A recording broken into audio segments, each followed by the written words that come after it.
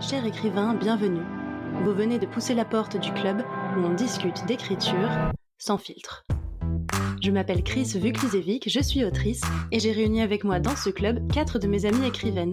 Ensemble, on discute sans tabou de nos inspirations, de nos méthodes, mais aussi de nos doutes, de nos galères, bref, de tout ce qui fait la fabrique littéraire sans cacher ses côtés les moins glamour. Alors prenez un thé chaud, attrapez votre meilleur plaid et bienvenue au club. Bienvenue à la 4e réunion du club où on discute d'écriture sans filtre. Donc nous sommes, je le dis à nouveau, en live sur Instagram pour ceux qui nous écoutent plus tard. On est en Irlande, enfin toutes les 5 réunies, pour de vrai, pour faire un vrai club. Alors aujourd'hui, exceptionnellement, on n'est pas au thé, nous sommes à la bière, puisque Irlande oblige, forcément. Et derrière la caméra aujourd'hui, on a un petit modérateur, Guillaume. Je sais pas, Guillaume, si tu veux faire coucou à la foule en délire. On t'entend si tu veux juste parler au micro. Ah bon, bonjour à tous. On va faire le tour des prénoms comme d'habitude. Je suis comme d'habitude avec Laure. Hello. Marie. Salut. Laetitia. Salut. Léa. Hello. Et moi c'est Chris. Alors aujourd'hui donc un épisode particulier. On va faire 2 grandes parties. On va faire une première grosse partie FAQ où on a récupéré toutes les questions que vous nous avez posées soit sous nos vidéos YouTube, sur Instagram, sur les différentes FAQ qu'on a faites. On va essayer d'y répondre. J'espère que j'ai oublié aucune question, puisque du coup, il y avait beaucoup de canaux différents. Si j'ai oublié votre question et que vous êtes là, posez-la en direct. Si j'ai oublié votre question et que vous n'êtes pas là, tant pis, vous avez qu'à être là. Et désolé, n'hésitez pas à me la reposer, à venir m'engueuler en DM sur Instagram, vous avez le droit. Et encore une fois, si vous passez sur le live, posez vos questions et Guillaume peut nous les transmettre. Ensuite, je vous ferai une petite recommandation du jour autour de l'écriture. Et en deuxième partie, c'est là qu'on va bien rigoler. On va sortir nos vieux dossiers, nos vieux manuscrits d'il y a des années. Tout pourri. Voilà, tout pourri. On va parler du thème des anciens manuscrits, donc de notre rapport à nos anciens écrits. Est-ce qu'on en a honte? Est-ce qu'on en est fier? Est-ce qu'on se replonge dedans souvent? Qu'est-ce qui nous apporte aujourd'hui dans notre écriture? Et voilà, on vous lira nos plus belles perles. Donc si après ça, vous n'êtes pas décomplexé, franchement, moi, je ne saurais plus quoi faire pour vous. Alors, petite précision de la part du moi qui est en train de monter l'épisode enregistré en direct. Donc dans cet épisode-ci, vous n'aurez pas la lecture de nos anciens manuscrits, ce sera pour un épisode bonus suivant. Aujourd'hui, on va seulement faire la FAQ qui nous a déjà pris pas mal de temps et une recommandation autour de l'écriture. Voilà, bonne écoute. Et alors c'est parti, on se lance dans la FAQ. Allons-y. Allez, sauf s'il y a déjà des questions pour le direct, tu nous dis Guillaume, s'il y en a. Alors, première question, on entre dans le vif du sujet. Comment s'en sortir financièrement, j'imagine, quand on veut vivre de l'écriture? Alors, autour de la... J'allais dire autour de la table, non, il n'y a pas de table. Autour du micro. Autour de la moquette. On ne vit pas toutes de l'écriture, clairement. Il y en a certaines plus que d'autres. Marie, tu as carrément été autrice à plein temps pendant 4 ans, ouais. Peut-être que tu veux te lancer. Alors oui, moi du coup, donc je le suis plus maintenant. J'ai fait la stratégie inverse de d'autres personnes autour de cette moquette. Je suis retournée vers le salariat. Mais pendant 4 ans, j'étais à mon compte comme autrice et comme rédactrice. Et en fait, très concrètement, pour s'en sortir financièrement quand on est auteur, moi je pense qu'il faut diversifier. En fait, il y a la fiction et ça prend une part importante. Chris pourra témoigner du temps parce que c'est long d'écrire un roman, mais c'est loin d'être le plus rémunérateur.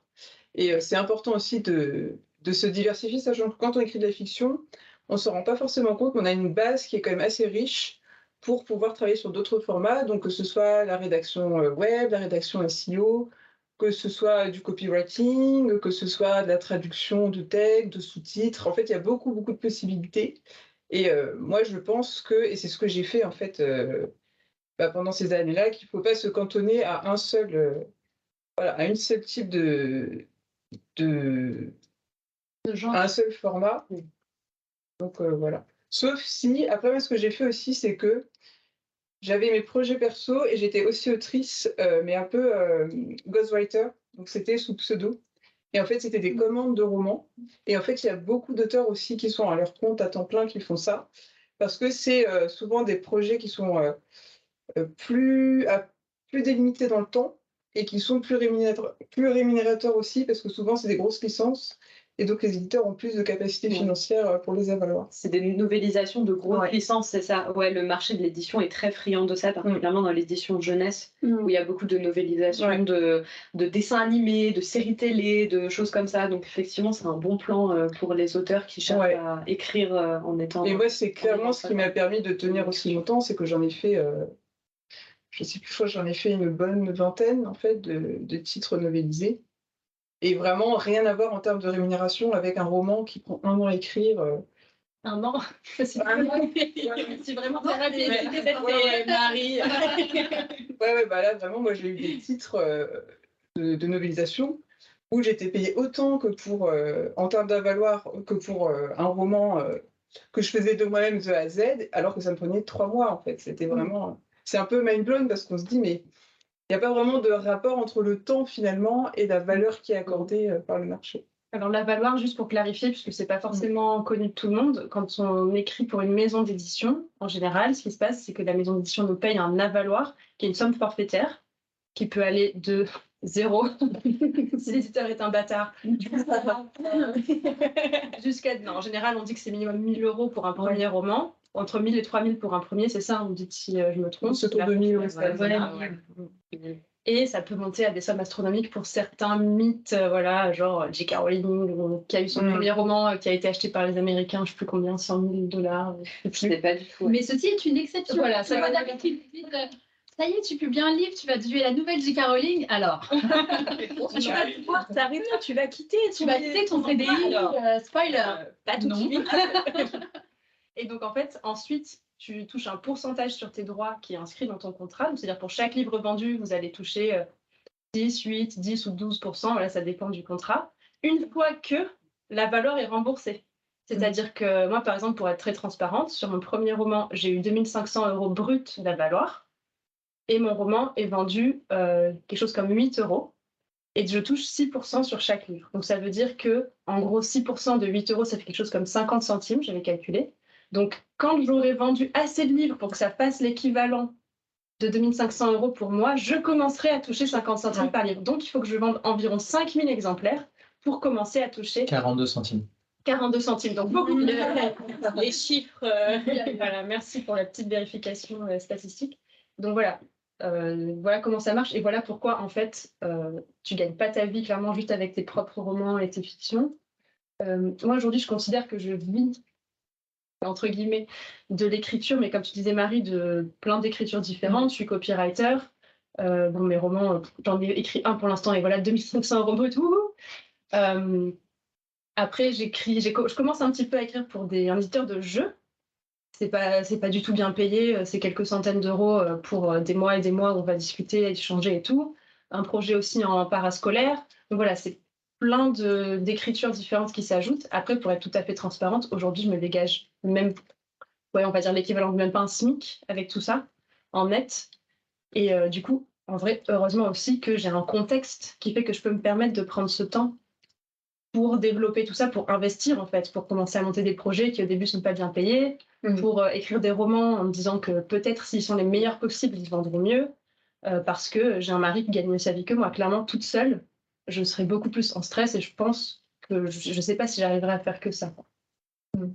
Et Laetitia, tu voudrais peut-être rajouter quelque chose? Ben, vous avez pas mal fait le tour de la question, mais moi, en tout cas, personnellement, du coup, j'ai un CDI, du coup. Enfin, j'ai un contrat, quoi. Enfin, moi, c'est mon travail, mon CDI, quoi, qui me fait vivre, clairement. Après, moi, j'envisage, du coup, de réduire, en fait, mon temps de travail. Donc, en gros, de garder un CDI, mais pas comme j'ai actuellement, donc 5 jours par semaine, mais de passer à 4 jours par semaine. Donc, en fait, un temps partiel pour à dégager une journée pour l'écriture, en fait. Donc ça, c'est une autre façon de faire, du coup, aussi. Il y a plusieurs options, plusieurs façons de faire. Moi, je me sens pas... Enfin, de toute façon, vous l'avez compris, on peut pas vraiment là tout de suite vivre de l'écriture. Enfin voilà. Et moi, ça me va bien en fait, cet équilibre d'avoir mon CDI, un boulot que j'aime bien à côté, et d'écrire. Ouais. Après, quand tu deviens auteur à plein temps, il y a d'autres systèmes d'aide qui se mettent en place. Tu peux demander des bourses au CNL. Il y a des résidences d'auteurs auxquelles tu peux postuler qui viennent aider un petit peu. Mais voilà, ça c'est une fois que tu es passé de l'autre côté, que tu as passé le pas de allez, je lâche mon boulot à plein temps et j'écris. Mais il vaut mieux avoir un socle solide, que ce soit mettre de côté la prévision de la première année, que ce soit sécuriser son activité. Clairement, ça se prépare, quoi. Ok. Après, j'avais une deuxième question. Comment garder confiance en un projet et ne pas abandonner? Ça, c'est Question existentielle. Vaste question. Ouais. Qui veut se lancer? Alors moi, je pense que, on en parlait d'ailleurs ce matin, en fait, ce que moi j'ai déjà fait, ce que Laetitia fait aussi, c'est qu'en fait, on fait des résidences d'écriture, c'est-à-dire qu'on se prend par exemple une semaine et on va dans un gîte, un Airbnb. Moi, c'était une tiny house, c'était pour terminer ma dernière trilogie. Et en fait, c'est une sorte de bulle qu'on se crée dans un cadre différent, où en fait, on va avoir plus de stimulation à écrire. Et c'est vraiment un temps 100% consacré à l'histoire, et c'est aussi une façon de revaloriser le projet sur lequel on travaille, de retrouver une nouvelle dynamique. Et ça peut être une bonne façon de relancer la machine, de relancer l'inspiration quand on s'oreille un petit peu. Après, je sais pas si la question était du coup comment finir le projet, comment aller au bout, ou comment ne pas abandonner dans le sens j'aimerais publier, personne n'en veut. Comment ne pas l'abandonner, comment garder confiance dans ce que je fais alors que j'ai pas de répondant en face. C'était pas précisé, mais moi je l'ai compris comme ça. Moi, j'ai une réponse à apporter à ça. C'est si le projet le projet que tu viens de terminer en face, tu ne trouves pas de répondant de la part d'un éditeur ou de la part des personnes à qui tu le fais lire, et que c'est violent, que c'est tu le vis comme un rejet, juste mets-le de côté et passe à un autre projet en fait. Je pense fondamentalement que ça sert à rien de s'acharner sur un projet si au bout de 3 mois on a eu 10 lettres de refus des éditeurs ou on a eu des retours de la part de bêta lecteurs qui sont oui c'est bien mais ou on n'est tout simplement pas satisfait du projet qu'on a fait. Je pense que c'est important de savoir passer à autre chose assez rapidement, et même si c'est très difficile, je pense que c'est nécessaire en fait pour continuer à écrire. J'ai, pour être parfaitement transparente, j'ai un ami qui a beaucoup de mal qui écrit et qui a beaucoup de mal justement à faire ça en fait. Qui, quand il arrive au bout d'un projet, a beaucoup de mal à passer au projet suivant parce qu'il a besoin d'une sorte de complétion il faut que la chose sorte de manière officielle, etc. Et je pense que ça handicape beaucoup sa vie d'écriture et que ça rend des choses très compliquées, alors que c'est un ami qui a beaucoup de talent. Et je trouve ça dommage en fait. Donc, moi, mon conseil, ça serait vraiment, il faut continuer à écrire, il faut continuer à bosser sur d'autres projets, il faut continuer, tout simplement. Et même si c'est difficile, c'est plus facile à dire qu'à faire, j'en ai conscience, mais voilà, c'est pas s'arrêter quoi. Moi, je dirais qu'il faut peut-être l'amener au maximum de ce que tu peux faire. Ne pas l'abandonner en mode peut-être j'ai la flemme, et du coup, forcément, il ne trouvera jamais d'écho nulle part si tu l'amènes pas au maximum de ce qu'il peut être, puisqu'il ne sera pas bon, tout simplement. Mais une fois que toi, tu sais que tu peux pas faire mieux, que tu es vraiment au max, et que derrière, en plus, ça galère, il n'y a pas d'écho et tout, bah effectivement, tu n'as plus de prise là-dessus. En fait, il y a ce que toi, tu contrôles et ce que tu contrôles pas, qui est la réception en face. Et donc, je pense qu'effectivement, ça peut être bénéfique pour garder la motivation à écrire, et comme tu dis, de passer à autre chose.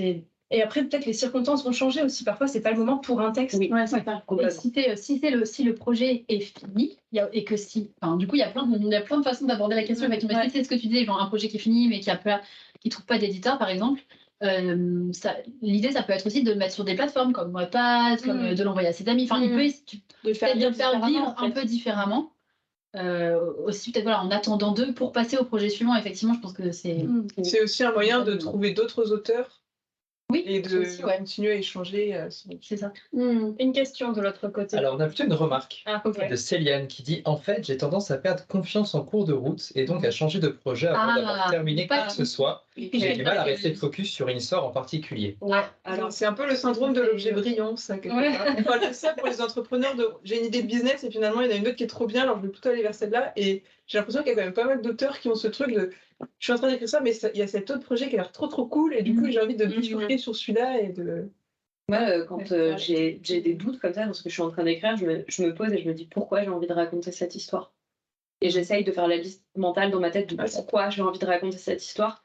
Et ça m'aide à me dire, ok, là, en fait, ce truc, il est important pour toi. Donc même si c'est dur, même s'il y a autre chose qui te paraît cool, tu vas prendre le temps de te poser devant ton ordinateur et de mettre les mots dessus parce que c'est important pour toi pour cette raison, cette raison, cette raison, cette raison, et veux raconter cette histoire pour toutes ces raisons. Voilà. Est-ce que tu n'arrives pas à finir aussi parce que tu as tendance à relire un peu et à te dire ah mais en fait c'est trop nul, je laisse tomber, ou est-ce que vraiment c'est juste l'appel d'un autre projet? Parce que Est-ce que moi ça a été l'histoire de ma vie vraiment avant de réussir à finir mon premier roman quoi. C'était l'histoire de ma vie. J'ai des dizaines et des dizaines et des dizaines de débuts d'histoire dans mon ordinateur. J'arrivais pas à finir et donc moi c'est je l'ai déjà dit 1000 fois mais c'est pas grave, je le redis, c'est vraiment du coup c'est Cécile Duquesne qui m'a aidée avec sa masterclass et donc écrire et ça s'appelle comme quelque chose comme écrire son premier roman et arriver au bout. Et il y avait vraiment tout ce truc elle m'a vraiment aidée à me décomplexer, essayer de pas relire ce que j'écrivais en fait, d'avancer et de m'interdire un peu de relire, genre je crois que la règle c'est genre tu t'autorises à relire la dernière phrase, au mieux le dernier paragraphe quoi, et c'est tout, et sinon tu continues. Et aussi c'est un premier jet, ça n'a pas à être parfait, même pire, un premier jet ça ne doit pas être parfait, sinon tu vas faire quoi pendant la réécriture en fait?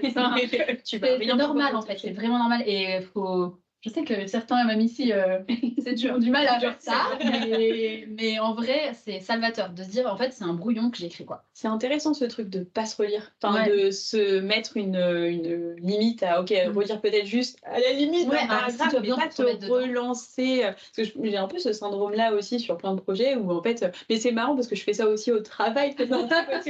C'est une blague au travail, j'ai toujours 40 onglets ouverts sur mon ordinateur et je pense qu'il y a un côté aussi un peu comme ça parfois quand je me mets dans un truc de je veux écrire, mais je sais pas sur quel projet repartir et je me mets à tout relire un peu et finalement t'avances pas en fait. Mais ça c'est un peu le truc, je crois qu'on en parlait à l'épisode 2, c'est un peu écrire en porte fermée, écrire en porte ouverte, c'est ce que Stephen King conseille, c'est d'écrire en porte fermée, d'écrire son premier jet, tu ne relis pas, tu fais lire à personne, et une fois que tu as ta base, là on peut parler, réécriture, machin. Et en vrai c'est un très très bon conseil parce que sinon tu te relis, tu recorriges, ou alors tu te décourages, alors qu'il faut juste aller déjà au bout du premier jet. Déjà c'est un grand voyage de faire ça. Et même une fois que tu as fini, même si tu trouves que ce que tu as écrit c'est vraiment nul et tout, tu as déjà été au bout, tu as déjà quelque chose en fait. Donc, Je crois que Céliane vous remercie.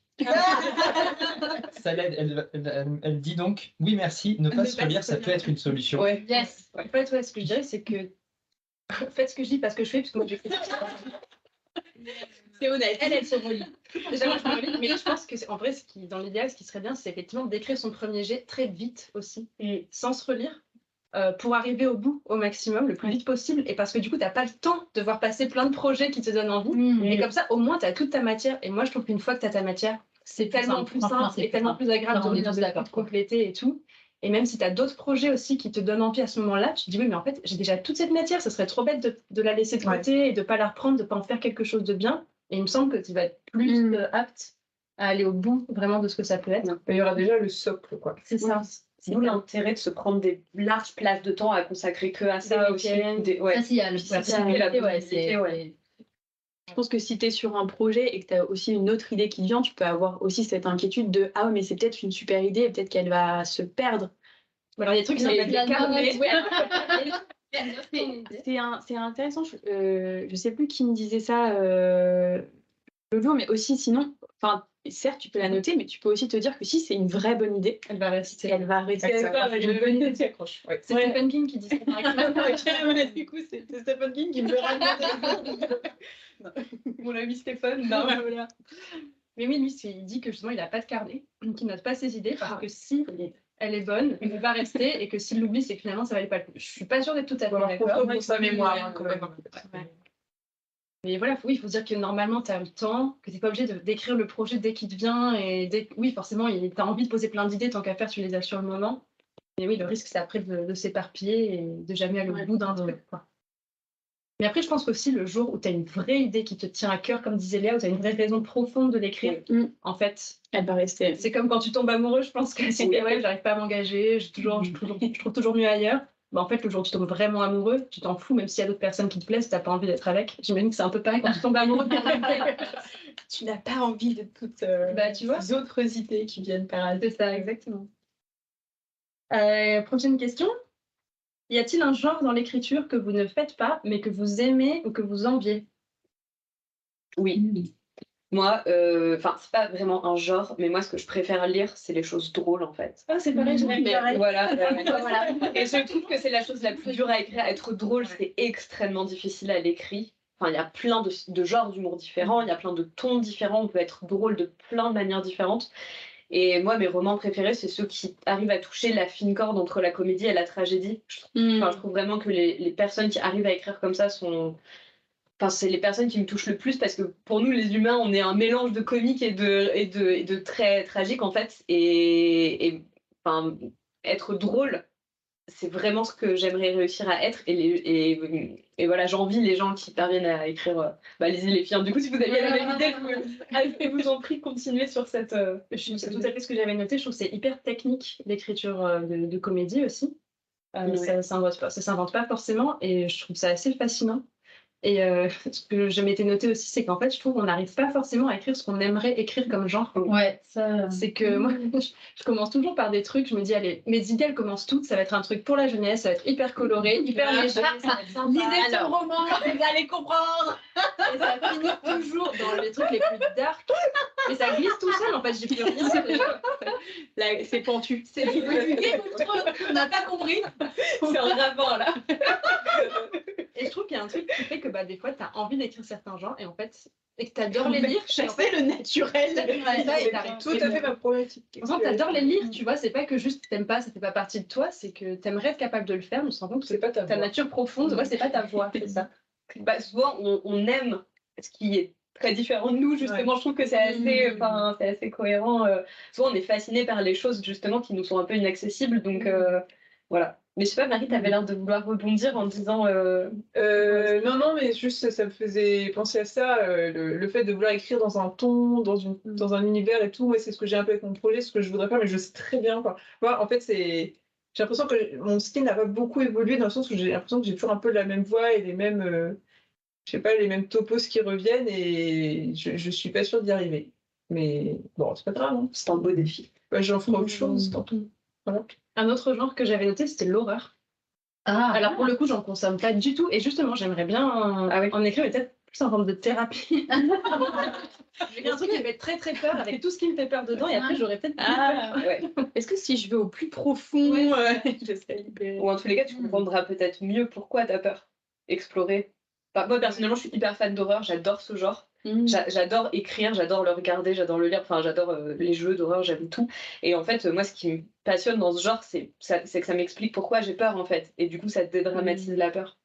Je sais pas. Fait réfléchir. Ça fait réfléchir. moi, j'aime bien le contemporain en fait. J'aime bien, genre, on parlait de Marie Vareille. J'en ai pas lu beaucoup, mais j'en ai lu certains que j'ai vraiment adoré, mais je sais pas si je serais capable. Je trouve que dans les contemporains, il faut avoir vraiment être vraiment capable de sentir son époque, de capter des choses. Vous voyez, dans la fantaisie, on peut se cacher derrière la fantaisie pour, vous voyez ce que je veux dire, on peut se cacher derrière le fait que c'est magique, c'est pas notre univers et tout. Alors que dans le contemporain, c'est vraiment avoir l'œil sur plein de petites choses de notre monde contemporain, quoi. Et je sais pas si j'y arriverais. Il faut pas que ça sonne faux, quoi. Faut je sais pas, c'est ça. Sentir. Puis c'est complexe, comment dire. Les mondes de fantaisie aussi sont complexes, mais on les invente, alors que notre monde, il est d'une complexité, genre. Et je trouve qu'il faut arriver à saisir un peu ça. Alors, Ariella, qui était derrière cette question, non, qui n'était pas derrière cette question, mais qui écrivait de l'humour, dit: j'ai l'impression en comédie que c'est vraiment ingrat vu qu'on ne rigole pas aux mêmes choses. Ouais. Et quand ça bide, c'est terrible. Peut-être que c'est du vécu, je ne sais pas. Et Cassandra qui réagit, et surtout le comics c'est un genre qui est vite dépassé dans son époque, le langage jeunes, le contexte politique. Céliane revient. Ah, Céliane. Il y a aussi la tentation d'écrire un livre qui ressemble à celui qu'on a aimé ou à avoir un style proche de ce des auteurs qu'on aime. Ouais, c'est marrant, on en parlait dans la voiture avec ce petit personnage. Et je sais pas si tu veux rebondir là-dessus, on en parlait tout à l'heure. Ouais, alors c'est drôle, c'est une peur que moi j'ai aussi beaucoup. Et mais j'ai l'impression, je crois que je me rends compte qu'en fait, c'est à moins de faire vraiment un gros plagiat, c'est une peur en vrai un peu irrationnelle, parce que finalement, ce que tu vas écrire, ça sera tellement toi. Et moi, c'est mes lectures qui m'inspirent beaucoup en fait. C'est ce que je lis, et ça peut être parfois ça va être, je sais pas, genre juste une relation, la façon dont tu traité une relation ou une scène ou un retournement de situation qui va vachement m'inspirer, et je vais vraiment mon projet suivant, il va partir de ça. Et je pense que ça se voit pas en vrai après pour les lecteurs au final. Peut-être nous on peut savoir que ça a été un peu inspiré de tel ou tel truc, mais ça se voit pas forcément. Ils ont parlé par exemple de Fifty Shades, c'est ça? Oui. Qui est en fait une fanfiction de Twilight. Ouais. Si tu le sais pas. Si tu le sais pas, franchement, voilà quoi. Oui, Je sais pas si ça répond à ta question. Après, je comprends. Sur le style, c'est plus délicat, je pense. Ouais. Mais après, c'est normal. Je pense, ça dépend où t'en es aussi de ton écriture. Écrire à la manière d'eux, parce que tu te laisses influencer volontairement ou pas, c'est hyper normal. Ça fait partie des premiers exercices d'écriture. Et même, je pense que c'est sain, parce que ça t'apprend vraiment plein de techniques. Et ça te permet de trouver ta voix aussi. De te dire, ah tiens, dans cette voix-là, je me sens un peu plus à l'aise. Oui. Et de toute façon, les gens ils vont pas dire, oh tiens, il a vraiment écrit exactement comme tel auteur. Enfin, je sais pas. Non, et puis de toute façon, c'est une question que tu vas poser à tous les auteurs à chaque fois, genre quelles sont vos influences, de quoi vous êtes, de quoi vous êtes parti. Évidemment que tu t'inspires, que tu as des influences extérieures de livres que tu as lus et que tu as aimés, et te raconter le contraire serait probablement un mensonge aussi. C'est vrai qu'il y a le mythe de l'originalité. Oui, c'est ça. Il faut absolument que je sois original, que je fasse un truc qui a jamais été vu ailleurs et tout. C'est fou en fait. Moi aussi, je l'ai eu pendant longtemps et même maintenant, je lutte encore un peu avec ça. Je me dis non, mais le pillage, mes plus grands auteurs vont te dire, je pille mes auteurs préférés. Je vais leur prendre vraiment une scène, je la décortique, je reprends exactement sa structure, une voix, des manières de formuler mes phrases, pareil. Pourquoi pas en fait? C'est l'intertextualité, c'est ce qui fait aussi la richesse de la littérature. Et je pense qu'il faut pas complexer de ça en fait. Ouais. Moi, juste pour faire un parallèle avec un autre art, moi, j'ai appris à dessiner en recopiant les dessins des auteurs et des illustrateurs, des auteurs de manga, des mangaka que j'adorais, en fait, et j'ai appris à dessiner comme ça, et je me suis mon propre vocabulaire de dessin, c'est-à-dire comment dessiner telle ou telle chose. En fait, je me le suis construit en recopiant les dessins des autres pour me les approprier. Et je pense que, comme disait Christelle, on fait exactement la même chose avec l'écriture, en fait. Et que au final, ça fait un boulga et c'est notre personnalité qui crée cette cohérence. Ouais. Je pense qu'il faut se décomplexer là-dessus. Faut pas se gêner, en fait. D'aller piller les autres, et puis ça te ressemblera forcément, puisque c'est toi qui le fais. Après, on a eu plusieurs questions sur les noms, puisque c'était le thème de notre épisode 3. Donc des questions un peu plus précises sur les noms des personnages, des créatures, des lieux, etc. qu'on invente. Alors, première question, est-ce que vous vous interrogez sur le degré de projection que le lecteur doit avoir pour vos personnages? Et en gros, la personne qui posait la question disait, je choisis un prénom qui n'est pas trop chargé ou connoté pour laisser un espace, je cite, de remplissage identitaire au lecteur. En l'occurrence, elle avait que des personnages secondaires qui avaient des prénoms de fantaisie complètement inventés, et elle envisageait d'appeler, je crois, son héros Arthur, en se disant, au moins, c'est un peu moins chargé. Mais c'est très connoté. C'est quand même. Il y a déjà un côté. Un côté celte. Non, oui. C'est plus sur la notion d'identification que je pense qu'il faut revenir. Parce que moi, je pense que le nom n'a rien à voir avec l'identification. Je pense que c'est ça. En fait, je pense que peut-être si le nom est vraiment si c'est cratère, comment le prononcer, que tu sais pas quoi faire de ce prénom, ou peut-être qu'il peut y avoir une distance qui se crée, mais je pense que sinon, à part ça, en vrai, l'identification, elle se fait que ton personnage s'appelle Arthur ou même Radir, en fait. Même Dolmer. Même si tu n'arrives pas à le prononcer, dans les bêtises, il y a un personnage qui s'appelle Icutiminel. Au départ, maintenant je sais le dire parce que je les ai lus beaucoup de fois. Mais en vrai, au départ, tu le lis et dans ta tête, tu le formules même pas vraiment. C'est et tu l'aimes quand même. Ouais, c'est ça. Je me dis que si on arrive à s'identifier à des personnages qui sont pas de la même époque que nous, pas de la même race, de la même race, parce que c'est d'extraterrestres ou de monstres, pas de la même couleur de peau, pas de la même origine sociale, etc. C'est pas un prénom qui.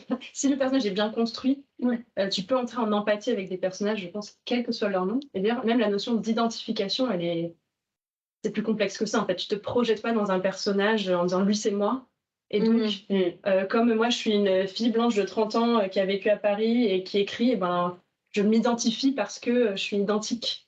En fait, dans identification, il y a identique, et je pense qu'elle est un peu... elle me gêne un peu cette notion. Je pense que c'est plus de l'empathie avec des personnages qui, justement, ne te ressemblent pas. Ou qui tendent un miroir à qui tu es, C'est ça. Il faut que le miroir soit juste, en fait. Enfin, c'est plus important que le nom du personnage. Et il y a la petite probabilité, extrêmement petite, pour que tu tombes sur un roman où l'un des personnages principaux porte le même nom que toi Mais même ça, je pense que ça te fait juste sourire. Mais c'est pas pour ça que tu vas t'identifier au personnage ou te projeter dans le personnage. Vous voyez ce que je veux dire? C'est juste pour. Oui, tu t'identifie moins parce que c'est genre, bah non, c'est pas moi. Franchement, On se crée un espèce de truc. Non, mais j'aurais pas réagi comme Oui, ça. voilà, exactement. Mais en tous les cas, je trouve que la question de notre auditrice, elle est hyper intéressante parce que c'est une question qui est intéressante de se poser, en fait. De se dire, est-ce que ça peut être un vecteur ou non d'identification ou d'obstacle à l'identification? Est-ce que ça peut être un obstacle entre mon lecteur et mes personnages? Ou au contraire, est-ce que ça peut être quelque chose qui va aider la compréhension entre les deux, le lien entre les deux? Et moi, honnêtement, je pense pas trop ou moins que d'autres choses. Mais en tous les cas, c'est une question qui est intéressante à se poser. Ouais, c'est clair. Autre question sur les noms. Alors là, c'était une petite question sur les noms de famille, puisque dans l'épisode précédent, on a dit que nous, on n'aimait pas donner les noms de famille à nos personnages. Ça m'a gonflé. Mais la personne disait, moi j'écris du polar et mes personnages ont presque tous un nom de famille pour créer un effet de réel. Du coup, est-ce que vous pensez que ça dépend quand même du style et du genre de roman qu'on écrit? Bah, complètement. Carrément, Oui, ouais. oui, carrément. Mais oui, en plus, surtout dans le policier, qui est un genre où tu as ce code dans la police, on s'appelle par son nom de famille. Dans tous les téléfilms, les romans policiers, les policiers s'appellent par leur nom de famille. Et du coup, ouais, bien sûr, c'est hyper important. Et oui, effectivement, c'est C'est juste juste ça, t'as certains milieux ou certaines fonctions, le Ouais. nom de famille. Un prof aussi, ça va être important de lui donner un nom de famille. Ah oui, bah, dans les contemporains. Ouais, dans pareil. le contemporain, t'es un peu. Voilà. Je pense que sur certains trucs, tu peux te dépatouiller pour pas Ouais. donner trop de nom de Ouais. famille, mais dans certaines situations, c'est trop bizarre si ton personnage. Et d'ailleurs, j'ai eu un super tip de Valentin qui nous écoute peut-être toujours. Je vous le partage. Pour les noms de famille, lui, il va dans les cimetières. Ah. J'ai trouvé que c'était une super idée. Et d'ailleurs, c'est ce que. Enfin, vous savez, il y a l'histoire célèbre de J.K. Rowling qui a trouvé les noms Dans le cimetière dans le cimetière des Darbourg, noms. Et d'ailleurs, on parle aussi d'Harry Potter où, à l'anglo-saxonne, en fait, comme il n'y a pas le vouvoiement et le tutoiement, la manière de créer de la distance avec l'autre, c'est de l'appeler par son nom de famille. Et après, quand tu tutoies les gens, tu passes sur une first name basis, genre tu t'appelles par un prénom. Et du coup, là, ça a du sens aussi de donner des noms de famille parce que quand Drago il l'appelle Harry, il l'appelle pas Harry, il l'appelle Potter. Là, il l'appelle Potter. Il crache son nom à la gueule. En tout cas, cette question sur le nom de famille fait réagir notre public. Que dit la foule? Alors, le peuple? Nous avons Cassandra No Panda. Ah oui, Cassandra. Salut Cassandra. Qui dit ça m'arrive. Ah, donc, elle parlait du coup des prénoms. Ça m'arrive parce que j'ai un prénom un peu rare et j'achète toujours les romans dont le perso principal porte mon nom. Et donc, je lui ai demandé combien d'achats avaient été réalisés selon cette base. Et ben, du coup, j'ai la réponse 1 de l'autrice des 100 Dalmatiens, 3-4 de fantasy que j'ai pas tous lus. Ah, ok. Et puis j'ai aussi Karim El Bouazizi qui dit nom de famille dans les cimetières se hack. Et dernière question sur les noms. Dans le cas d'un nom ou d'un mot inventé dans vos romans, est-ce que vous le testez auprès d'autres personnes pour éviter l'effet rhino-coucou? On rappelle ici le rhino-coucou, c'est une créature qui a été inventée par Laetitia pour dire cette espèce de nom de créature hyper bizarre où les gens vont juste se dire « Ah, mais c'est trop laid, c'est trop nul ». Et surtout communiquer pour rien. Ouais. Faut pas avoir d'image de ce que c'est vraiment. Ouais, c'est juste pour créer une espèce d'effet d'étrangeté, mais qui fait juste bizarre. Et sauf qu'il y en a trop. Parce qu'il y a un Rio Coucou dans le texte, ça passe, mais en général, il y en a des. C'est comme le DAU. Et est-ce que vous l'intégrez du coup dans les questions que vous posez au bêta lecteur ou est-ce que c'est trop personnel pour vous? Genre, est-ce que c'est trop subjectif ou vous y tenez vraiment? En gros, est-ce que vous testez ces noms-là auprès d'autres? C'est une bonne idée de le faire, mais je l'ai jamais fait personnellement. Ouais, pareil. Mais c'est une bonne idée. Moi, je ferais plus confiance à mes bêta lecteurs pour me le souligner, en fait. Ouais. Forcément leur demander. Explicitement. Mais en fait, je me dirais, si ça pose problème, voilà, les gens vont le souligner, en fait. J'espère. Après, je t'ai un peu demandé sur certains. Enfin, c'est redire le nom du pouvoir. Si on avait un peu discuté de certains trucs. C'était plus pour des noms de magie. Des noms de magie, ouais. Est-ce que c'est pas trop semblable? Est-ce que c'est pas c'était plus sur la cohérence de l'univers que vraiment sur la prononciation ou le sens de ce qu'il y a derrière, mais ouais. J'ai une question de Pauline Gombert. Bonjour Pauline. Comment choisissez-vous les bêta lecteurs? Est-ce qu'il y a une question un peu plus tard qui... Non, tout à fait. Comment vous choisissez vos bêta lecteurs? Autour de ce canapé. Non, c'est pas vrai. C'est pas seulement vrai, franchement. Ouais. Du thème, en fait. Ça, c'est ce que, en fonction du thème, de quel roman c'est. Ça va peut-être pas. Je sais que quelque chose que j'écris va pas forcément plaire à Christelle, soit parce que c'est pas ce qu'elle lit, soit parce que j'en sais rien. Enfin voilà. Donc ça déjà c'est un peu important. Elle n'a pas le temps. Voilà, elle n'a pas le temps.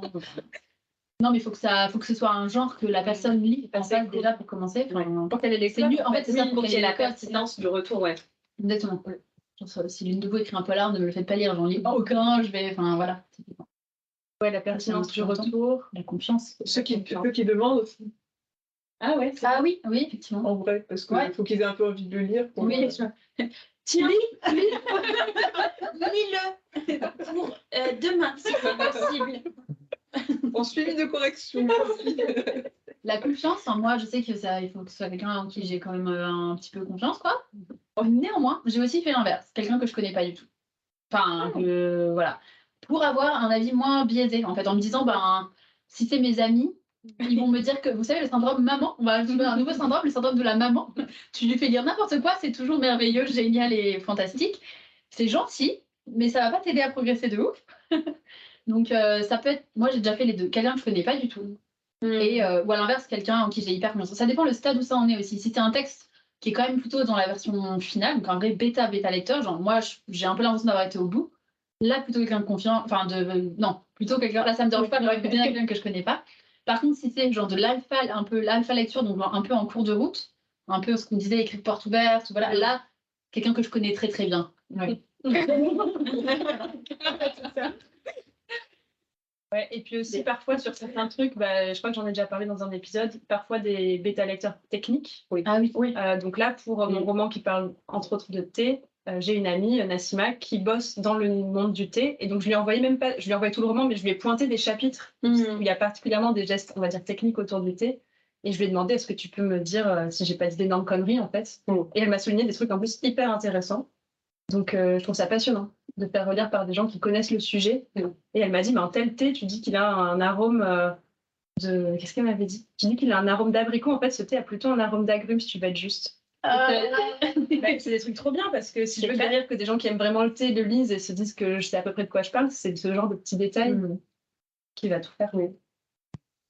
Après, ça dépend de ce que vous recherchez dans les retours. Oui, ça dépend de ce qu'on recherche dans les retours. Ouais, exactement.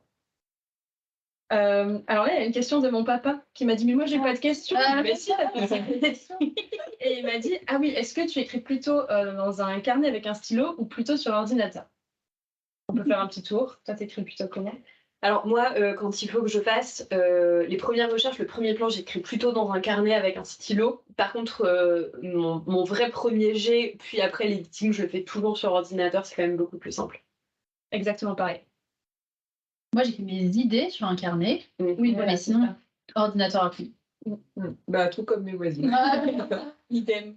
Idem, si ce n'est que récemment, j'ai redécouvert le plaisir de vraiment écrire dans un carnet. Enfin, d'y aller vraiment un peu en écriture presque intuitive. Mais et c'était trop bien pendant un voyage. Mais sinon, ouais, vraiment écrire en règle générale quand même, c'est sur l'ordi. Oui, Et effacer. Ouais. C'est vrai que en voyage ou en vacances, bah forcément j'emmène des carnets puisque tu n'auras pas ton ordi pour écrire, donc j'ai toujours un petit carnet avec moi et du coup j'ai un peu plus tendance à écrire des idées dans un carnet quand je suis en vacances, sans voyage. Mais sinon en fait le truc je finis tout le temps par écrire des notes sur mon portable. Ouais.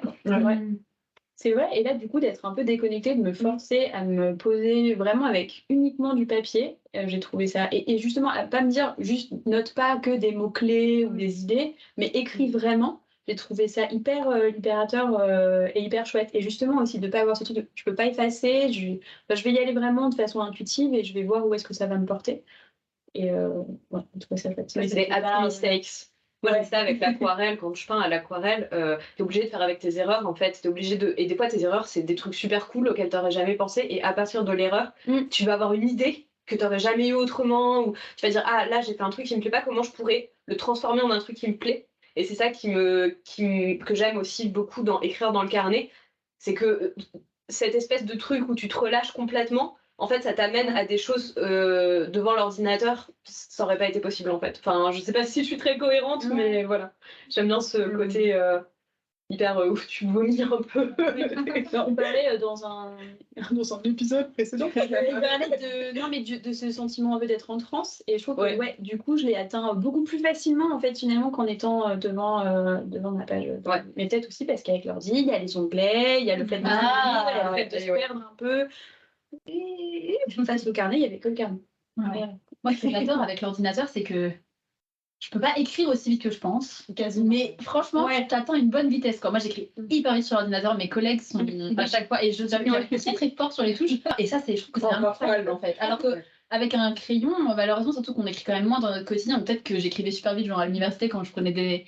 Mais là, j'ai moins l'habitude, donc j'écris lentement. Genre, écrire mes phrases, laisse tomber. J'ai déjà oublié la fin. Enfin, T'as le temps de réfléchir. Oui, t'as le temps de réfléchir. Voilà. T'as le temps de réfléchir, tu fais moins les erreurs. C'est pas pareil. Mais ouais. Il y a aussi le truc du carnet qui est beaucoup trop beau. Et dans le carnet, c'est très joli carnet que m'a offert ma maman. Voilà, qui est beau, qui est magnifique. Mais jusqu'à présent, j'ai pas du tout osé écrire dedans parce que je me dis qu'il faut que j'ai vraiment une bonne idée, où je sache où je vais. Si j'écris dedans et que je rature, ou que je déchire des feuilles, ou que je gomme, ça va être trop laid. En gros, il faut que j'honore le carnet et du coup que l'idée soit à la hauteur, ce qui met trop de pression. Et du coup, là, j'ai juste pris les notes pour l'épisode dans le carnet. C'est ce qu'on appelle le syndrome paper blanche. On n'écrit rien dedans. Moi, j'en ai plein. J'ai une armée de paper blanche. Vierge? Ouais. Oh non. En vrai, il y en a, je crois que ça fait 6 ans que je les ai, ils sont trop beaux. Moi, je les prends en photo pour Instagram. Excellent. Ça fait des bons décors de photos. Moi, j'ai pas de scrupule. Hein. J'en ai eu un petit peu, mais plus jeune, ce truc. Maintenant, j'achète le carnet. En vrai, t'as raison. Par contre, c'est un carnet par projet. Ça, tu vois, j'arrive pas non plus. J'étais comme tout le temps, je sais pas, j'ai besoin que ça puisse se mélanger. Passer d'un truc à l'autre, ce sera jamais linéaire. Et j'ai envie que ce soit linéaire dans un beau carnet. En fait, c'est exactement ça. Ça doit être en bordel, mais je ne supporte pas que ce soit en bordel dans un carnet. Donc je vais effacer. Enfin, on en parlait tout à l'heure. Je vais arracher la page. Et du coup, si tu arraches une page, tu es obligé d'arracher l'autre. Non, mais c'est complètement. En vrai, ce genre de truc. Moi, je suis tombée sur des carnets où vraiment il y avait n'importe quoi, des idées d'histoire, des idées de plein de trucs différents. Et en fait, les relire après, c'est assez chouette parce que c'est un peu comme dans la vie. En fait, il y a plein de trucs qui se croisent. C'est un bordel organisé. Mais du coup, t'arrives pas à les retrouver linéaires. Ça, par contre, c'est vrai. Quand j'ai noté des idées comme ça, je me dis, je vais jamais les retrouver. C'est sur le milieu de carnets, dans des boîtes, dans des machins. J'ai besoin d'avoir mon carnet à idées. Mais sauf qu'évidemment, j'ai jamais mon carnet à idées quand j'ai une idée. Donc ça finit dans mes notes de mon corps. En fait, faut te laisser les premières pages ou les dernières pages en sommaire. Genre, et à la limite, à chaque fois. Oh là là, ça va. C'est le truc que j'ai fini par faire pour essayer de décomplexer, d'écrire dans mes carnets un peu n'importe quoi. Ouais, genre, je numérote un peu les pages au fur et à mesure que j'écris un truc dedans. Et je me dis que je vais écrire genre, ok, bah tel projet, c'est la page 1, 4, 12. Enfin voilà. Et du coup, il y a des trucs. Waouh.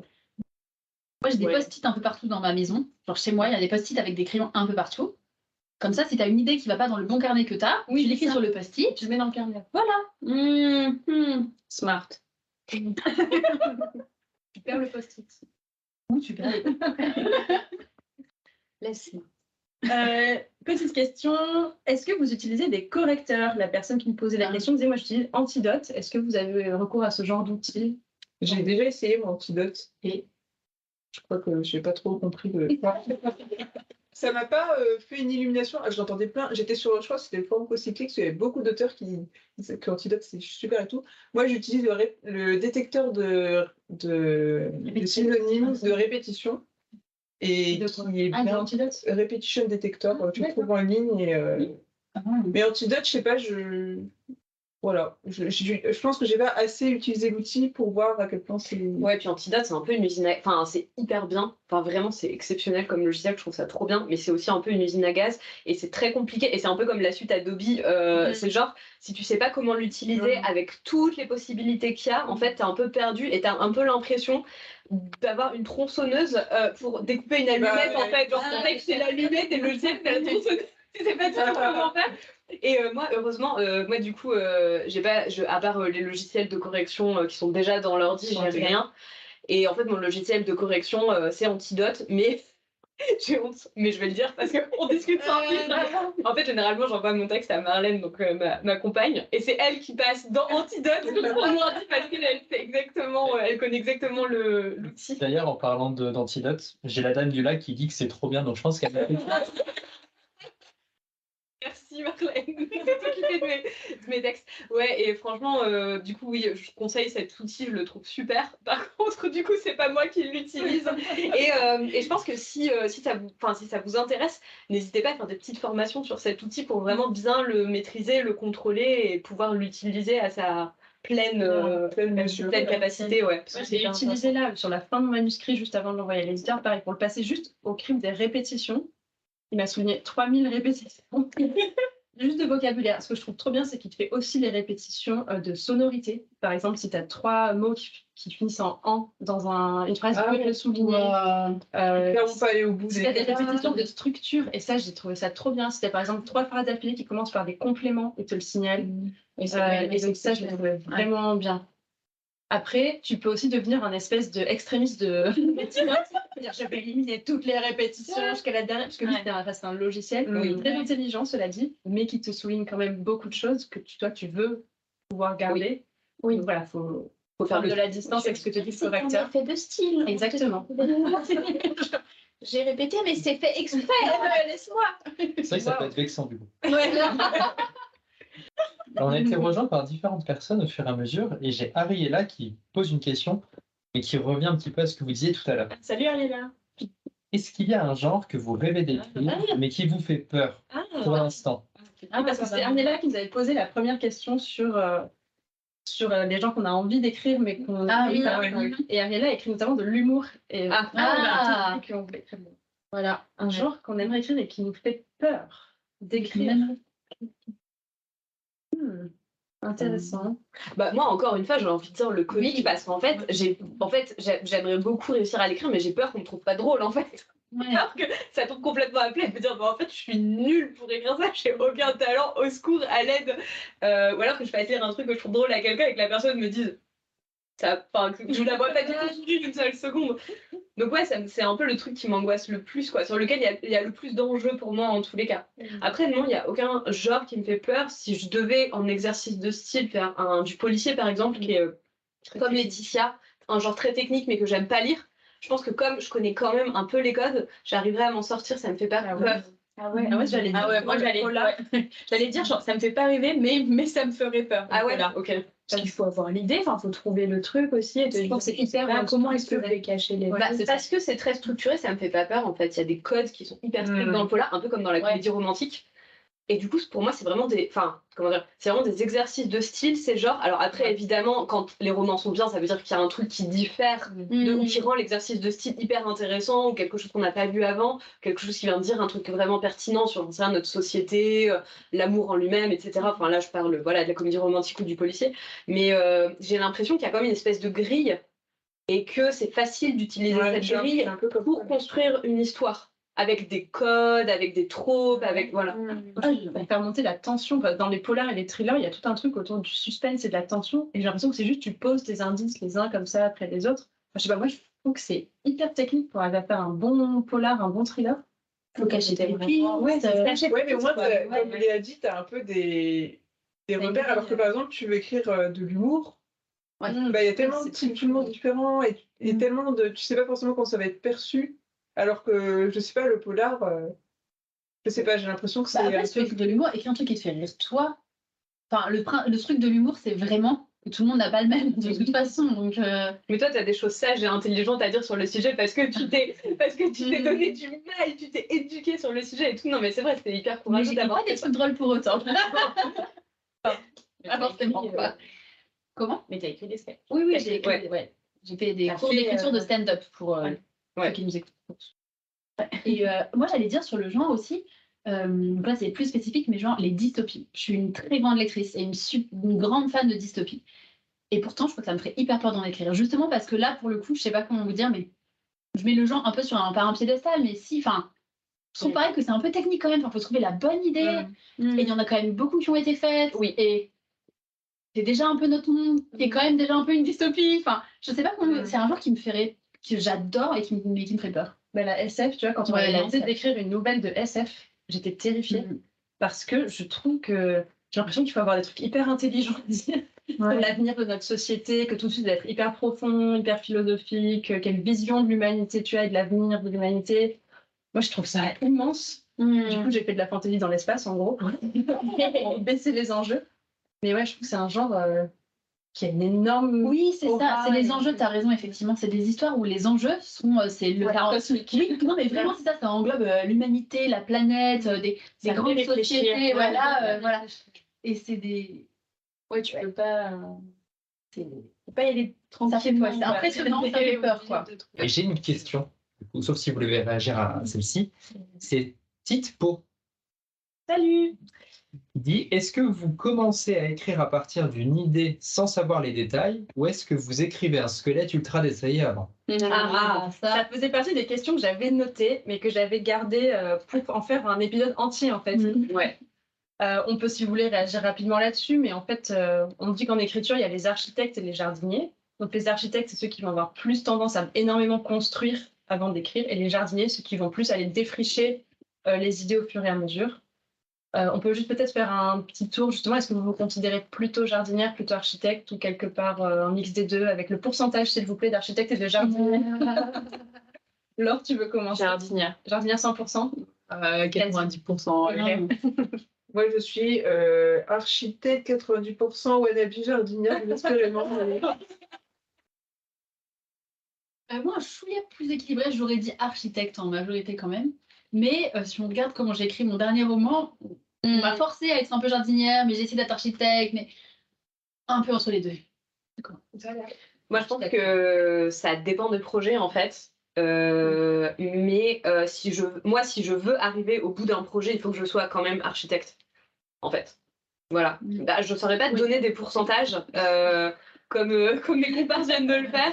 Mais je pense que, ouais, quand même architecte. T'as besoin d'écrire un scénario. Ouais, sinon je vais pas au bout. Si je fais que du jardinier, je vais pas au bout. Ouais, mais moi aussi, en vrai. Ouais. Oui, c'est ça. Donc, j'irais Jardinier pour le plaisir. Ouais, Jardinier pour le plaisir. Et puis à un moment donné, tu es un peu obligé de te dire, ok. Il faut faire ses devoirs. Là. Mais il y en a qui font vraiment, enfin, pour avoir du coup dans la bouquinerie jeunesse, on a reçu plein d'auteurs dans une autre émission de radio qu'on avait. Et on avait vraiment qui étaient vraiment jardiniers à 100%. Je me souviens, je crois que c'est Lucie Pirapalo. Mais t'es obligé de revenir avec Non, mais c'est un truc de fou. Ou Alexiane Delis, par exemple, pour citer deux grands noms de la littérature ado, elles écrivent vraiment en mode jardinier. Moi, j'étais transcendée. Enfin, et elles-mêmes, elles aimeraient bien être un peu plus architectes parce que je elles racontaient dans le podcast que voilà, à la fin, des fois, effectivement, il faut couper les fils, quoi. Mais Et puis il y en a d'autres, au contraire, c'est pas leur devoir de faire de la structure. Oui, et tout. Ils adorent ça. Ils adorent écrire leur scénario. Il va se passer ceci, il va se passer cela, l'univers il est comme ça. Et quand il faut passer à l'écriture et à la côté un peu plus invention spontanée, ça c'est les fait chier, mais royalement. Quoi. C'est la créativité, mais pas l'écriture. Ouais, c'est ça. T'as pas dit quoi? Moi, c'est vraiment, ça dépend des projets aussi. Enfin, je vois, mon premier roman, je l'ai énormément structuré avant de passer à l'écriture, mais je pense que c'était aussi un manque de confiance en moi et une peur de ne pas arriver au bout, justement, une peur de ne pas savoir où j'allais. Donc j'ai fait à fond architecte, et ensuite j'ai écrit, et ensuite l'écriture était une torture du coup à cause de ça. Et sur le deuxième roman, je me suis dit je ne veux pas du tout faire la même chose, et j'ai fait l'inverse, mais j'ai écrit tout mon premier jet quasiment en mode jardinière totale. J'avais vraiment genre 3 grands points où à peu près où je savais qu'il fallait que ça passe.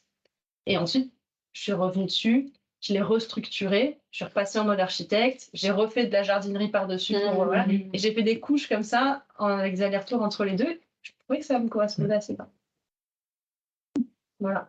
En tous les cas, ça a été moins douloureux. Ah mais grave, là. Voilà, rien à voir. Non mais tant mieux, c'est bien, je suis contente pour toi. Parce que... Ok. Alors que moi, j'ai testé les deux, et le moins douloureux, c'est vraiment architecte, hein, pour moi. Ouais. Du coup, je me suis permis de demander à Titpo ce qu'elle était. Ouais. Alors, Titpo est une baby architecte. Baby architecte. Mais du coup, elle a du mal à dépasser le stade squelette détaillé. Alors, que peut-on donner comme conseil ou comme recommandation ou... C'est-à-dire que tu n'arrives pas à passer à l'écriture, genre ça t'ennuie. Ça t'ennuie, du coup, à une fois que tu sais où tu vas, donc il n'y a plus trop de mystère et d'intérêt. C'est la peur de la page blanche. Un petit décalage. Alors, à quelques instants. Est-ce que vous aurez des conseils? En tout cas, moi, je pense que c'est peut-être commencer, si c'est effrayant, en fait, pour toi de te mettre à écrire une fois que tu as tout ce squelette, peut-être ne cherche pas forcément à écrire dans l'ordre et commence par écrire les moments de ton roman, de ton projet qui sont clés et que tu as le plus envie d'écrire. Et je pense qu'en faisant ça, ça va te débloquer d'autres choses et ça va venir au fur et à mesure et tu vas avoir envie d'écrire d'autres passages et ça viendra comme ça. Mais ça, c'est une solution. Moi, j'aurais pas dit ça, mais c'est cool, c'est une bonne idée. Moi, j'aurais dit que... Enfin, bon, c'est un peu cliché ou quoi, mais il faut se lancer parce qu'en fait, en tout cas, si ce que tu as peur, c'est de ne pas avoir assez d'imagination, qu'en gros, qu'il n'y ait pas assez d'interstices laissés entre les trucs, tu vas voir qu'en fait, quand tu te mets à écrire, il y en a plein. En fait, il y en a plein. Enfin, ton squelette, ça reste un squelette. En fait, c'est ça, le squelette, ça reste vraiment un squelette. Et en fait, il te reste plein d'espace de liberté dans ce squelette. Il y a encore plein de trucs à inventer. Ouais, plein de trucs à- c'est intéressant aussi, effectivement. Mais sinon, dans le désordre, ça peut être. Moi, c'est ce que j'ai fait avec mon Ouais. propre projet, c'est Ouais. pour ça que je donne ce conseil-là. C'est-à-dire que j'avais le squelette de ma première partie hyper bien écrit et tout. Et en fait, il y a des moments où c'était difficile d'écrire et du coup, j'ai commencé, et ces moments où c'était difficile, j'ai commencé par écrire les passages qui me semblaient que j'avais le plus envie de raconter en fait. Donc voilà. J'ai fait pareil et franchement, des fois, ça te rebooste quand t'es même au milieu d'un roman, que t'arrives dans le ventre mou, Ouais. que t'as pas envie d'écrire, et bah de repartir sur les scènes que t'as vraiment envie d'écrire, qui te font vraiment marquer. Ouais, voilà. Ça te rebooste. Et puis après, tu fais le pont entre, tu fais des petites ellipses pour dire le moment que t'as pas envie d'écrire. Oui, parce qu'en vrai, si t'as pas tant envie d'écrire que ça, c'est vraiment important. Voilà. Je peux peut-être la couper. Il faut vraiment qu'elle soit là. Ouais. Il faut vraiment qu'elle soit là. Il faut que tu trouves un moyen de la rendre intéressante à tes yeux, sinon elle ne le sera pas pour le lecteur, quoi. Enfin, si t'as pas kiffé, elle sera pas kiffée. Et Ariella demande si une question a déjà été posée, mais ce n'est pas le cas. Y a-t-il un auteur ou une autrice dont vous n'aimez pas les œuvres et que tout le monde aime? Ah, c'est intéressant. Attends, fallait qu'on se prépare. Surtout, on a combien d'heures de... Non, en plus, j'ai pas dit ça, mais j'ai pas d'idée qui me vient spontanément. Ouais, moi non plus, en fait. Pas de name dropping. Oui, il y a ça. Faut donner des auteurs étrangers, de préférence. Oui, c'est ça qui pourra pas passer sur le net. Déjà, c'est pas le cas entre vous. L'élève que vous avez dit. Alors, en fait. C'est Après, vraiment t'es pas d'accord. toujours obligé d'aimer ce qu'écrivent tes amis, hein. Des fois, c'est Oui. Oui, des fois, c'est parce que t'aimes t'as tes envie. amis, mais t'aimes pas ce qu'ils écrivent. En fait, là, c'est le moment où vous allez vous faire des ennemis, peut-être. Il faudrait en trouver, parce Que qu'en vrai, il y tout en a. le monde aime. Ah oui, que Franchement, déjà que tout le monde. En vrai, moi, il n'y a pas Attends, vraiment d'auteurs que j'aime pas. Juste, Ouais. c'est neutre et je lis plus ce qu'ils écrivent après. Oui, c'est ça, Je voilà. n'aime pas ce qu'écrit un Ouais. auteur, c'est que vraiment. J'en plein, mais c'est un français. Laure, je comprends, c'est le club, on discute d'écriture. Non, mais on en parlait, mais après, je sais pas si tout le monde aime, mais on en parlait l'autre jour, Mathias. Malzieu. Ah, le chanteur de Dionysos. Ouais, voilà, exactement. La mécanique du cœur. Ouais, exactement, qui à un moment donné, je sais pas s'il est encore très populaire, etc., mais enfin, que moi je trouve un peu surcoté, enfin, mais c'est parce que ça me parle pas moi. En fait, c'est aussi. Enfin, je trouve qu'on est, on est tous suffisamment aussi. Enfin, je sais pas, on peut tous se dire que c'est juste que c'est la rencontre qui ne se fait pas et que. Ouais. Oui, voilà, c'est Mais ça. t'as le droit de pas aimer. Moi, j'ai Voilà. pas lu j'ai jamais lu ce qu'il a fait, j'ai juste vu son film sur la sirène, là. Ouais. Ah oui, c'est. Je l'ai trouvé mais nul, mais vraiment. Tu te rappelles, Guillaume l'a vu avec moi, c'était vraiment objectivement mauvais. Mais objectivement. Mathias, si tu passes là. Non, toi, il n'était pas bon, mais je suis sûre que tu le sais au fond de Je toi. crois que Mathias est là en plus. Qu'est-ce que tu as fait avec ce film? C'est pas possible. Non, mais surtout, je pense qu'en plus, il y avait aussi quand même un peu une déception dans le sens où. Enfin, est-ce que je pensais que j'allais aimer parce que c'est quelque chose d'un peu poétique, avec les émotions à fleur de peau, un truc un peu quelque part un peu adolescent, je trouve, dans une certaine approche. Et du coup, je pensais aimer parce que j'aime ce truc-là où les gens. Voilà. Et en fait, les grandes émotions, les grands élan, exactement. Et en fait, je suis passée, voilà, j'étais à côté. Et Bah, c'est une esthétique particulière aussi, Mathias Mathieu. Il y a un côté un peu Burton, moi, je trouve. Et en même temps, assez adolescent, assez romantique. Burton, mais plus lumineux, non? Plus coloré. Honnêtement, la mécanique du cœur, c'est un Ouais. petit peu dark. Ouais, ça fait un peu. Il y a un petit côté Burton, ouais. Ouais. T'as trouvé? J'ai trouvé. Moi, j'ai trouvé c'est un peu compromettant. Elle va faire du nez. C'est français, vas-y, toi, là. Ah, Oui, je vous l'ai déjà dit, mais. Et ça... Après, en fait, c'est des auteurs où je suis allée regarder, je me suis dit, quand même, c'est pas possible. Il n'y a pas que moi qui ai pu voir ces défauts énormes. Et en fait, il y a plein de gens aussi qui ont trouvé que c'était mauvais, mais qui n'ont pas trop dit, justement, parce que tout le monde était en sens. Ouais. Ou qui n'ont pas été entendus, en fait, parce que ça. Non. Alors, il y en a un, c'est. Alors, c'est pas des auteurs, parce que je peux pas dire, j'ai pas ces auteurs, j'ai lu qu'un livre d'eux, donc c'est un livre plutôt. C'était La vérité sur l'affaire Harry Kéber de Joël Dicker. Et vous pourrez aller voir d'ailleurs la chaîne YouTube de Qu'est-ce qu'on lit, qui est une très bonne chaîne YouTube de littérature, qui fait des critiques littéraires et qui, pareil, l'a trouvé mauvais, donc ça m'a rassurée. Non, mais il a eu plein de prix, ce truc, et en fait, c'est juste un polar de base qui est rempli, mais débordé de clichés qui ne sont même pas. Il n'y a pas de jeu sur les clichés, c'est des clichés premier degré. Ah oui, aussi plein hyper sexiste, mais bon, voilà, pourquoi pas. Et l'autre, attends, j'avais Harry Kéber, et ah oui. Je suis même pas allée jusqu'au bout. Et pareil, Guillaume, on a commencé à lire ensemble. Au revoir là-haut. J'ai plus le nom de l'auteur. Pierre Lemaitre. De Pierre Lemaitre. J'étais hyper Ah ouais. Ah ouais? Ah ouais. Ah, ça Tu c'est l'as lu? étonnant. Non, j'ai pas lu le roman, mais j'ai vu le film, film. Et le pareil, film j'ai est vu le vraiment. film, Vous avez eu un ouais. super retour Aussi, ouais. critique. En fait, on m'a dit, ah, tu vas adorer le film, ça va être trop ton esthétique, tu vas adorer. Et je sais pas pourquoi, je me suis dit, bah, je vais lire le livre. Et alors, c'est peut-être l'audio-livre aussi. Oui, il a eu un bien bon tour en enregistré. plus. Et C'était peut-être juste une rencontre qui ne s'est pas faite. c'était une rencontre qui s'était Tu sais pas quand mais... tu vas trop aimer ce livre, Oui. pour toi, souvent c'est à côté de la plaque. En fait. Parce que c'est des gens qui connaissent pas forcément ce que toi t'aimes intimement dans certains romans. Ah. Qui disent bon, il y a ci et ça va le faire. Et franchement, Moi, je mets 2 aussi. Vas-y. Mais pareil, je lis très peu de polars, donc peut-être que juste, voilà, mais c'est un Franck Tillier, j'ai lu, donc j'en ai tenté qu'un seul, hein, et pareil, mais j'étais là, mais en fait, ce n'est que des clichés, c'est que des trucs, le flic alcoolique, enfin, c'était, la rencontre ne s'est pas faite non plus, et l'autre, c'est un peu, c'est pas un truc français, mais c'est ma maison d'édition. C'est même pire que ça. Oh là là, oui, je sais ce que tu vas dire. Oh non, J'ai pas le droit de le dire. je vois ce Si, que si. tu vas dire. mais j'ai aucune idée, donc vas-y. C'est Sarah J. Maas. Elle a écrit un panier Ouais. de rose, elle a un immense succès, c'est de la romance érotique Voilà, ado, on va dire, exactement. sur ado. Et ce qui est très drôle, c'est que c'est la marraine du concours d'écriture qui a gagné Laetitia et pour lequel elle va publier son deuxième roman. Et voilà, la raison pour laquelle j'ai donc voulu aller lire le livre en question. Et voilà, mon roman ne ressemblera pas, désolée. Mais il y aura quand même un bandeau marrainé par Sarah J. Maas. Oui, mais elle ne le lira pas, à mon avis, à moins qu'on lui traduise, mais je pense pas. qu'on lui traduise. Moi, c'est un truc un peu différent, mais je pense que ça peut être intéressant pour les gens qui nous écoutent aussi. C'est que moi, bah, du coup, j'ai une carrière d'éditrice derrière moi qui commence à être un peu longue. Et j'ai travaillé dans la littérature jeunesse un peu. Et dans la littérature aussi adulte, de romans traduits de l'anglais et de l'espagnol. Et donc, j'ai lu beaucoup de romans en anglais, dont des romans dont plusieurs grands éditeurs se sont battus. Sur lesquels, plusieurs grands éditeurs se sont battus pour avoir les droits, en fait, avec des sommes astronomiques, des Gallimard qui mettent 100 000 € sur la table pour avoir les droits, parce que c'est des vraies guerres quand on va acquérir un titre. C'est vraies guerres stratégiques, en fait. Et dans tous ces romans que j'ai vus passer, il y en avait un qui a été acheté par Gallimard Folio, qui s'appelle Pax. Et c'est un roman jeunesse. Et le sujet, en français, ça s'appelle Pax et le petit soldat. Ce roman, sur le papier, il avait tout pour me plaire. C'est l'histoire d'un petit garçon qui vit dans un pays en guerre avec son père. Le petit garçon recueille un renard avec lequel il devient ami. Et il appelle le petit renard Pax, ce qui veut dire paix. Donc il y a toute une réflexion sur la guerre et la paix dans ce roman, la relation entre les humains et les animaux. C'est exactement les sujets du projet que je suis en train d'écrire. Donc ça me fait beaucoup rire. Et en fait, donc ce roman, il était encensé par tous les agences littéraires qui essaient de le vendre et tout. Je l'ai lu et j'ai trouvé ça, comme les filles disent là, enfin, vraiment, j'ai trouvé ça que des clichés. Enfin, le style, je l'ai trouvé extrêmement basique. Enfin, vraiment, tout ce pourquoi il était encensé par les agents littéraires et tout ce pourquoi les éditeurs se battaient. En fait, vraiment, ça m'est passé complètement au-dessus de la tête.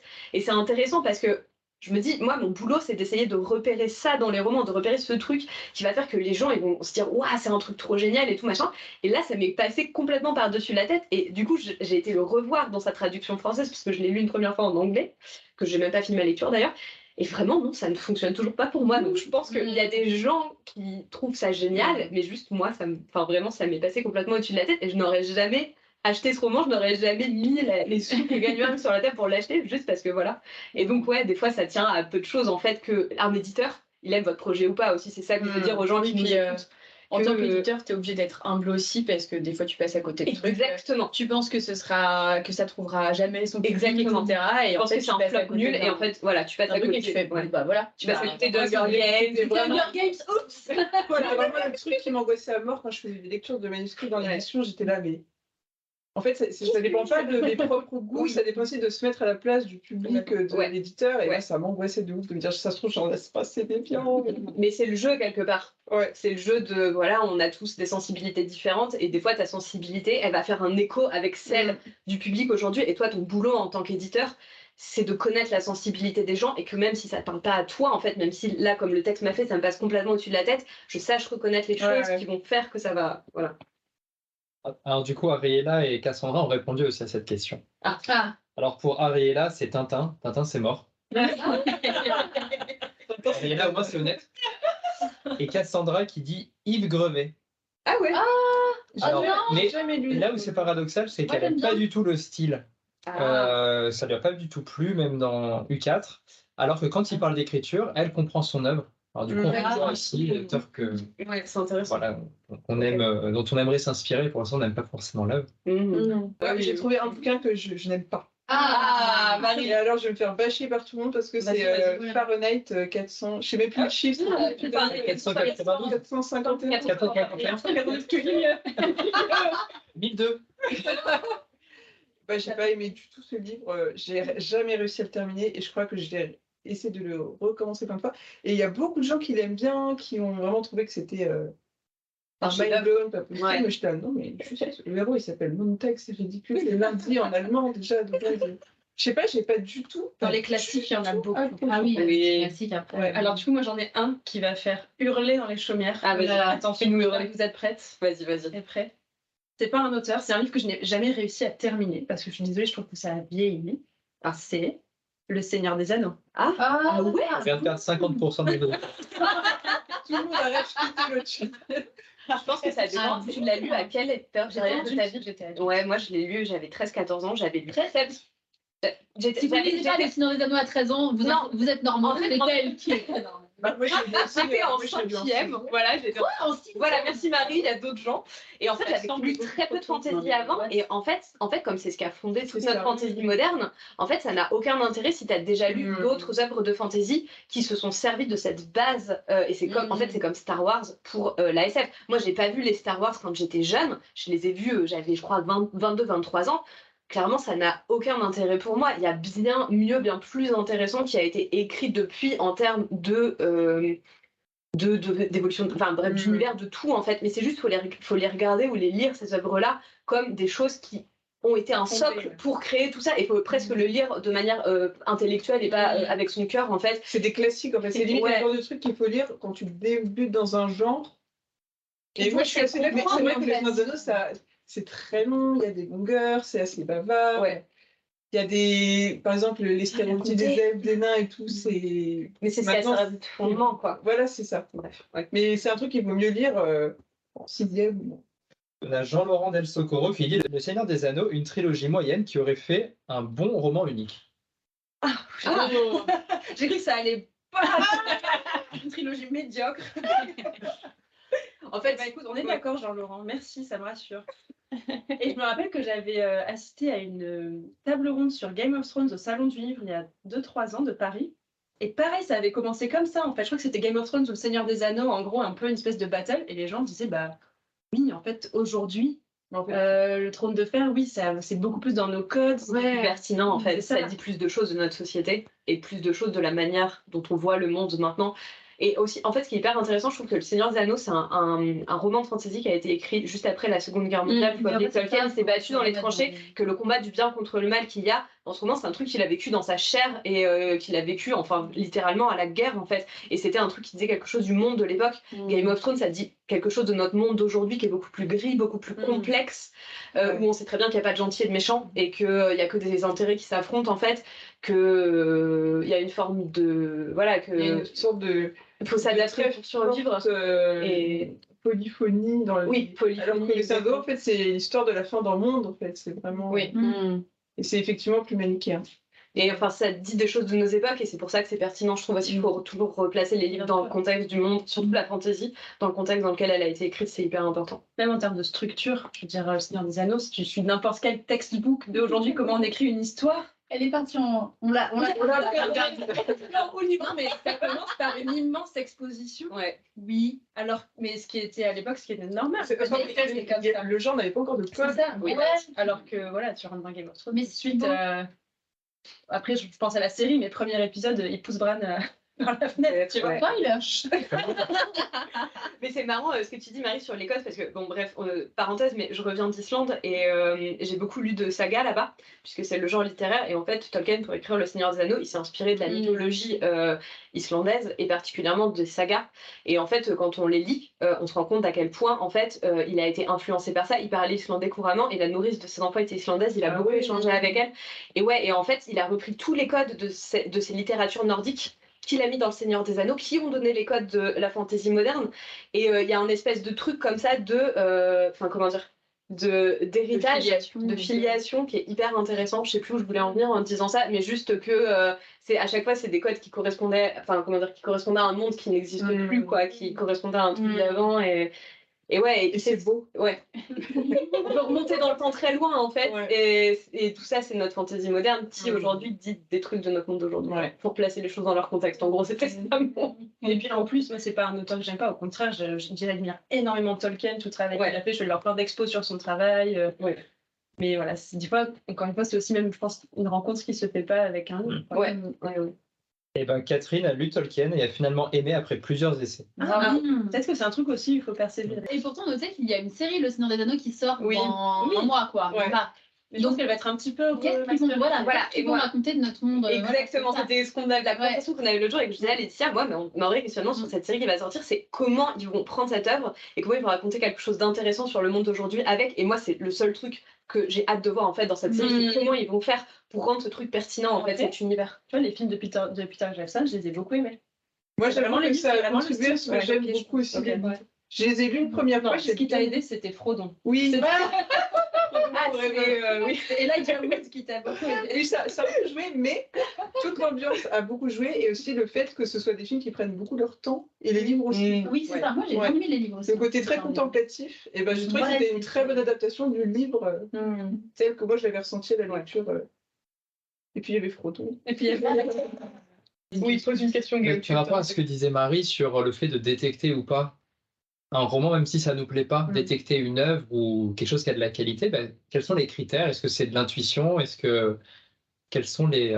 On peut laisser l'éditrice parler. Laure, je pense qu'elle aurait des choses intéressantes à dire aussi sur le sujet. Bon, alors, c'est pas du tout mon métier de voir les textes. Moi, je bosse du côté marketing et côté commercial d'une maison d'édition. Donc voilà, mais de ce que j'entends du métier des éditrices aussi, c'est des fois, il y a des tendances en fait dans le marché, il y a des thématiques. Voilà, sur la jeunesse, à un moment donné, c'était la dystopie, donc il fallait trouver genre la dystopie qui allait fonctionner parce que le marché attend quelque chose et en fait, il faut trouver quelque chose. Enfin, une maison d'édition, son but c'est de vendre des livres avant toute chose, donc c'est qu'est-ce qui va s'assurer des ventes et ça va être de répondre à une thématique particulière. Voilà. Et après, c'est évidemment, des fois, il y a des coups de cœur d'éditrice. Genre, ce texte-là, je l'ai trouvé magnifique et j'ai envie qu'on puisse le publier. Et à côté de ça, des fois, ça répond tout à fait au cahier des charges de la maison. On a une ligne éditoriale qui est comme ci, comme ça. Les gens, ils s'attendent à trouver à peu près ce type d'ouvrage dans notre maison. Là, c'est un texte qui tient tout à fait bien la route. Voilà. Ouais, on a les compétences pour le défendre et le promouvoir auprès d'un public. Exactement, il y a ça aussi. Moi, je pense que ma réponse vraiment la plus construite à cette question, ça serait que en fait, c'est impossible et que la meilleure manière de s'en assurer, c'est de construire une relation éditoriale avec des auteurs qui vont pas forcément avoir du succès dès leurs premières œuvres et de les accompagner pour qu'ils donnent le meilleur d'eux-mêmes, pour qu'en fin de compte, il y ait des choses qui soient extrêmement bien. Je sais, donc c'est pas une. Ce que je veux dire, c'est que c'était pas une recette absolue du tout, parce qu'on a des cas comme Christelle Dabos qui arrive et qui gagne avec La Passe Miroir le concours Gallimard et qui devient une des plus grandes autrices de la littérature jeunesse française comme ça, paf. Donc là, ce que je suis en train de dire, c'est absolument pas une règle absolue, c'est juste un outil que moi j'ai en tant qu'éditrice pour, par exemple, je vais repérer une personne qui a des choses à dire que je trouve intéressantes sur la société, etc.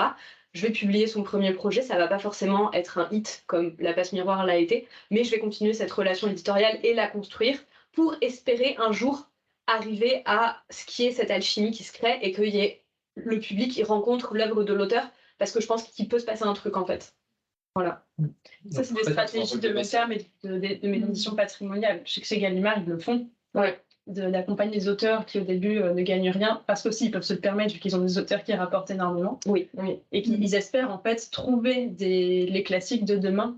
Donc ils sont sur de long terme. Je pense qu'il y a d'autres maisons qui n'ont pas du tout cette stratégie. Non, ça dépend vraiment. Mais moi je sais que dans ma maison d'édition de manga, on a vraiment cette stratégie. C'est-à-dire que pour donner un exemple hyper concret, on a publié un auteur il y a quelques années, un jeune mangaka qui s'appelle Tatsuki Fujimoto. Sa première œuvre, qui était extrêmement barrée et pour un public très très adulte, a rencontré un succès normal pour le marché du manga, mais pas du tout un énorme truc à la One Piece ou à la Naruto, c'était un succès quand même plutôt confidentiel. Et 2 séries après, il est l'auteur de Chainsaw Man, qui est un des mangas les mieux vendus aujourd'hui, et c'était vraiment une stratégie d'investissement dans cet auteur, et elle a été complètement voilà, ça a été complètement efficace et rentable, et aujourd'hui on a construit un super truc sur le marché français avec cet auteur, et on est vraiment ravis, quoi. Donc voilà, c'est juste pour donner un exemple très concret de ce que j'essayais de dire. Voilà. J'espère que ça répond à ta question, Guillaume. Je te suivrai jusque dans un certain point. Ouais, bah ouais, Non, mais pas une absolue. non, mais en fait, je pense que t'as totalement raison. Et c'est rare de trouver un succès incroyable dès le premier. Donc évidemment qu'il y a quelque chose. Enfin, c'est le rêve aussi de tout éditeur d'avoir une relation de confiance avec un auteur et de le faire grandir. Et à chaque fois, à chaque nouveau bouquin, de dépasser des nouveaux paliers de vente, de le faire connaître à de plus en plus de lecteurs.